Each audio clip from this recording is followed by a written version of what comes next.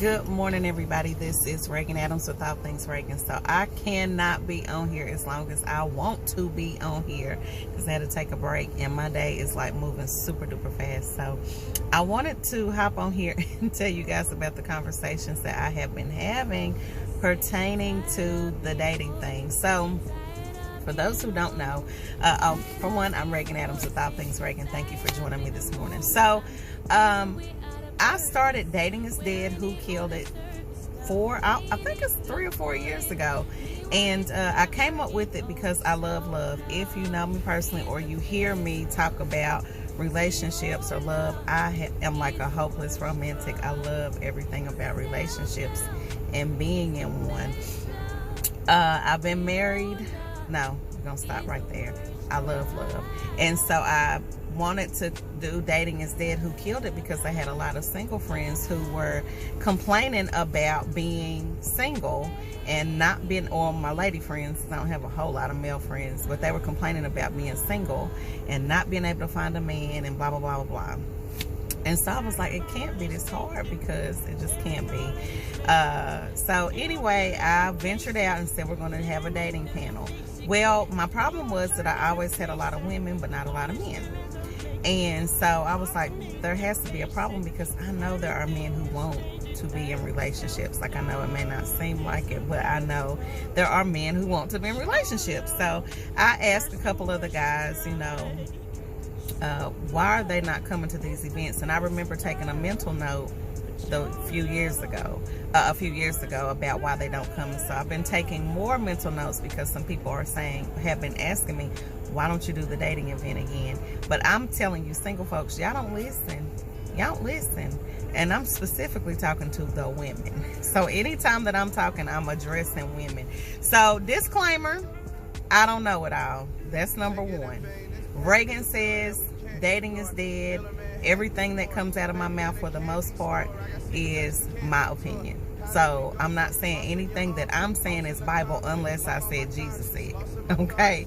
I do have a lot of opinions. I have a lot of opinions about a lot of stuff, but I do have a lot of opinions about dating.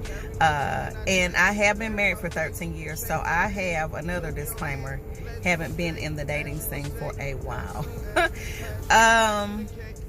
So I can't really speak on it. But what I can do is give you what has worked for me. And God forbid me and Boo don't make it and I have to be out here and dating again, I probably would not change how I am. There'll be some things I will have to tweak, of course, because like I said, I have been out of the game for a long time. But for the most part, there will be some things that I would change but keep the same. So, man, I gotta be quick, but I know this thing can go on for a long time. So like I said, I love relationships. We started Dating Is Dead, Who Killed It. So me, I am a researcher by nature. So what I have been doing is talking to different girlfriends, having different conversations. This time I've included the men because my whole point in these 2 events that I'm doing, the one here in Knoxville and the one in Charlotte, I want to have good quality men. I know they exist. I know they exist, and they're all not married, they're all not in prison, they're all not in jail, or you know, other. I don't want to offend anybody. It's just, that's not the case. I know there are some good quality men, and I want to help.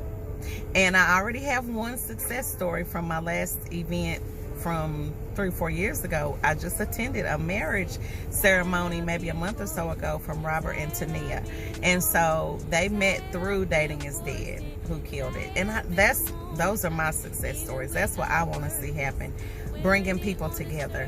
My opinion, and this is based off of the Bible. So if you're Christian, if you are a Christian woman, I'm speaking to women. If you are a Christian woman, and ooh, I'm gonna ruffle some feathers, I already know it. Again, this is my opinion and I don't know it all. My opinion, Regan says me, okay? Before you get upset. So y'all heard my story. I grew up looking at submission. I grew up seeing my mom wait on my dad hand and foot. And it wasn't in a slave way because my mama was a boss, like real bossy. She made twice as much as money as my father, but she let him take the lead in the house. but I grew up around that also with my aunts on my mom's side. They're all very strong women, all alpha females, all of them. My mom is actually the meekest of them all, but they're all really alpha, like strong alpha females. Worked hard, came from doctors, dentists. One worked at the post office forever, like good jobs for years, stable women, alpha females. But they also had or have, because some have passed, strong men. But I also, while they went out and got their bread and you know, looked good, took care of themselves, because they all were nice with it too, were submissive to their husbands and let the husband run the house. Like, and I think the balance is off. Like, I got it. Women are real bossy nowadays. Like, especially black women. Listen, we doing some things out here. I got it. I'm one of them. Hey. However, when it comes to men, like, and I know we got I'm not doing all of that. If I had like listen, this ain't even my hair. Listen, every little piece of hair, the strand of hair, that's in my head. That's how many times I've heard single women say, I'm not doing all of that. I'm not doing it. He gotta have this, and this, and this. And I understand the standards. I got it. Like, you don't, I'm not saying lower your standards. I'm telling you to relax. Like, some of the conversations I've been having with women, they some bullies. Like, no. Attitude is nasty. And I'm thinking to myself, if you are a man approaches you and they're trying to have a conversation with you, and you kind of off-put already, maybe they don't look like your type or whatever, you automatically dismiss, nope. You don't even let them pass go, and you don't give them a chance. Now, I'm going to give y'all an example. Oh, I want to say a name, but I'm not, because we are friends on Facebook. But there's this guy that I dated. I don't want to tell that much, because I haven't had a whole lot of boyfriends. There's a guy that I dated. When I met him, I was like, actually, there were two guys. When I met them, I was like, nah, it's not my type. Not my type. And both of them were very persistent in trying to date me. Not at the same time, but you can date at the same time, because I wasn't tied down at the time. But both were very persistent in wanting to date me. And I was like, I mean, I was dodging calls, like, yeah. Anyway, and I don't want to I want to tell the whole story, but I can't. So anyway, they were both like on my heels, and I said, you know what? My friend one of my friends, she said, quit being mean to them and just talk to them. So the one I'm talking about in particular, we went out on like a date, but it wasn't like it was a date, but we didn't spend any money, because I'm not one that has to do all of that. Like, I like nice things, but I like thoughtful things. So as long as you thought about it and you kind of know how I am, or, you know, something to get to know me, that's always, as long as it was thoughtful, I'm cool with it. And I love that even more than like something that costs money. So, and I can't tell you where we went, but we went on a date, and we ended up talking for like, it was ridiculous. I think to date, well, no, because I had one of those with my husband right before we got together. But we talked for 6, 7, I don't know. It was a long time. And it was like I didn't get tired of talking to him. And when I got to talk to him, I got to know him and know his background and why he does how he does. And so at that point, his physical to me went away. Now, physically, body type, I know I like big guys, so. But this, not so much. Not so much. But when I got to know him, it was like, dang, he was a good guy. And he was probably one of the best relationships that I had. But I was young, we were young, so you know how that goes. You live, you learn, you grow, things happen, and you fall out. of touch, but we're still cool. Like I said, we're Facebook friends. But I gave him a try. I got past some of the other stuff, and now he's a very successful person, very successful. But what if I didn't give him a try? I know we're not married, but I didn't. He's a good person. And I think a lot of women, we get caught up in our type. Now, I'm not saying you can't have your cake and eat it too. I'm not saying that you can't find that man that looks good as something to acquire. You know, you're not attracted. You don't have to be attracted to him. Am I saying that right? You can be attracted to him and still have all the other qualities. I'm not saying that. But I think a lot of women, like, because we just so stuck to this list and stuck to this, that there's no flexibility at all. And I think a lot of women don't have patience either. And not a lot, some, because I don't want to say a lot, some. Like somebody on my timeline, she said she kind of helped her husband. And I think a woman is a help me. A lot of the time, not a lot of times, sorry.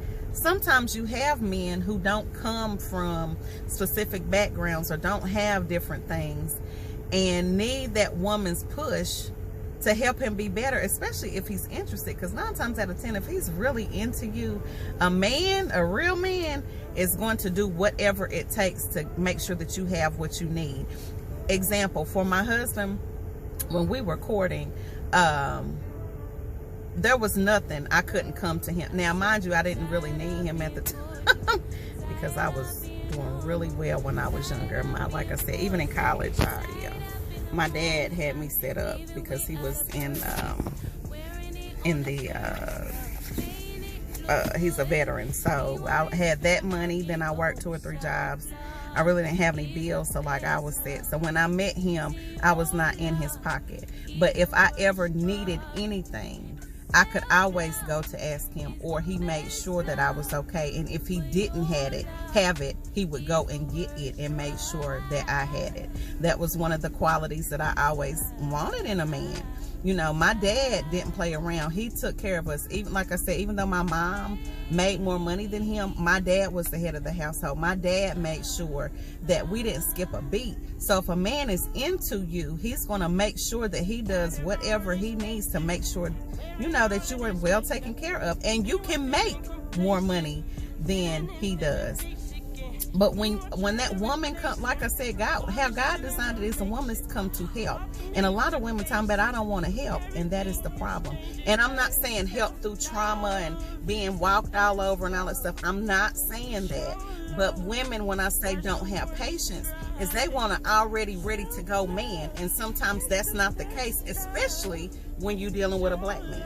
A black man comes with a lot of different things and a lot of compartments. And like I heard one woman say, well, you know, honey, I done worked on myself. I went to the counseling and I did all this, and he need to. No, we're just now having the conversation, just now over the past year or 2, having the conversation about black men going to counseling. So, yeah, let's say you went to counseling, you went to a therapist, and you got yourself together, and you meet this guy. He's got a lot of the qualities that you like, but he's got some, I don't know. But if you're nice to him, and if you give him a chance, and he start digging you, you can be like, yeah, we might need to have a date at the therapist's office. And you can help him. Barack Obama, Michelle, yeah, they were in college and all that stuff when they met or whatever. But she makes him better. She is there to help him. Like, and women are like, they want it all right now. And sometimes it's not like that. And I'm not saying lower your standards. I'm not saying that. I'm saying open your mind, give him a chance, and quit being so cut off. And all of this, please, if you are saying this, ladies, please stop. Please stop. I don't need no man to do that for me. I can do it for myself. And y'all will be the main ones who want the men. Secretly, quiet is kept. But you can do it all. Stop saying that. Please stop saying that. And soften up. All this hardcore exterior like I got it. And I know some bossy women. I'm one of them. But I'm telling you right now, and I'm alpha. I go out and I can lead the world all day. But when I come home, I'm going to hand that off to my man. The one who can take it. And that, like I said, all men are not going to have it together. They're not. But you don't have it all together quite as Skip. Y'all keep talking about some women, not all, some, okay? I want this and this and this. But what about you? There's some stuff in you he got to deal with. And how the conversations that I'm hearing are these women that saying, I want this, I want that, but nobody's saying, well, I'm messed up too, and let me look at this. And maybe it's some things about me that he has to accept.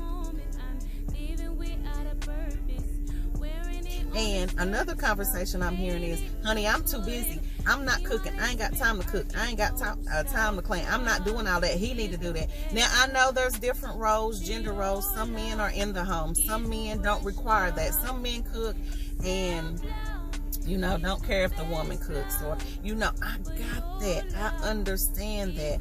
But at the end of the day, what's the name? At the end of the day, I still believe, and I'm not trying to put the woman barefoot, pregnant, in heels. That's not me. That's not my story, because I couldn't. Some women, you know, everybody got a different story. Everybody's different. Everybody is different. So I'm talking to the forward-moving woman. You know, there's somebody out there for you, but I'm just saying overall, soften it up. Soften up. Soften up. You don't have to be so hard coming out of the gate. You don't have to. They already know you a strong black woman. They know you a strong black woman. You don't have to go around and beat your chest and say it. You know, if I remember our pastor gave a description years ago. He was like, when the judge comes, when you go in and you're at court and the judge is about to sentence somebody, you don't hear the judge yelling. He says you have 10 years.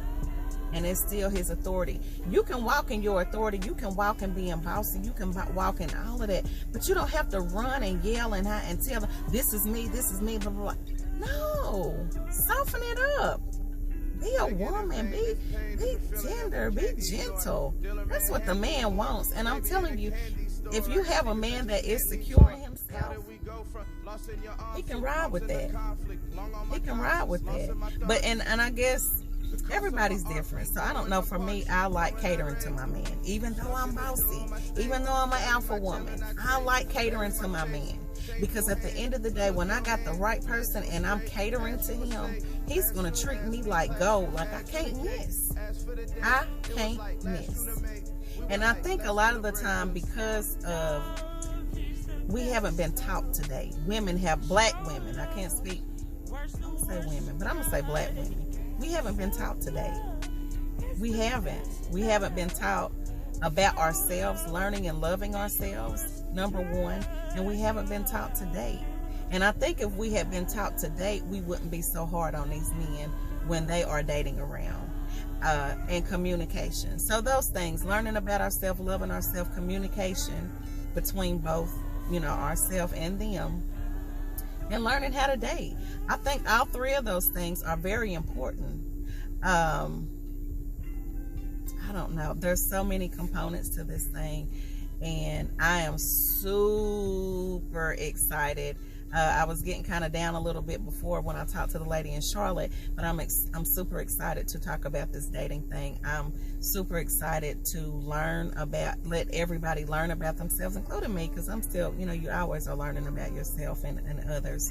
But really interested in getting these women out of their way and getting a man. You can still, I'm not saying belittle yourself. I'm not saying to pull yourself back, to press the man forward. I'm not saying that. I have an event called Putting Me First.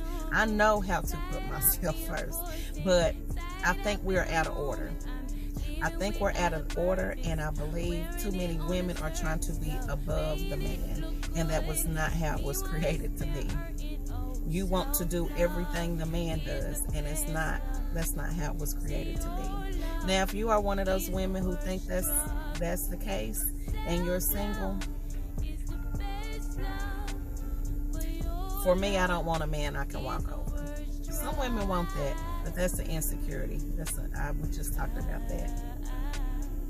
And you letting your man run the house is not letting you fall back at all. So anyway, this video was a lot longer than it needed to be. You guys, make sure that you check out Dating is Dead. The cost is $27. We're having game nights, spades, hip-hop charades, musical chairs. I have a life-size Connect 4 game, the marble board game like Uno. We're going to have game night. We got a DJ, food, and panel, and just an interactive discussion with the panel and the crowd. I want us to understand, come to an understanding so we can date. Communication is important in every facet of life. It is important. And ladies, like, I just see so many beautiful ladies who are tired and they want to have somebody. And I'm not saying anything is wrong with you, but we can all learn and grow. And when we do that and do it together, we can have couples. We can have couples. We can have marriages. I know it because I had one come through. And so that is my design. Like, if you want to be married, I think it can happen. But we all have some things that we can tweak to make it better. And just learn to be honest with ourselves and where we are at. And learning to meet people where they are and have empathy. I should know about that because my empathy is real small. But I'm working on it. Anyway, let me get back in here, honey. My break is over and I'm headed out. So you guys check with me all weekend. Today through Sunday, a lot of traveling. We'll be coming to you live from Atlanta and Houston, talking about my events and things of that nature. So I'm super duper excited. Allthingsregan.com. You guys have a blessed, peaceful, and prosperous and productive day. Bye.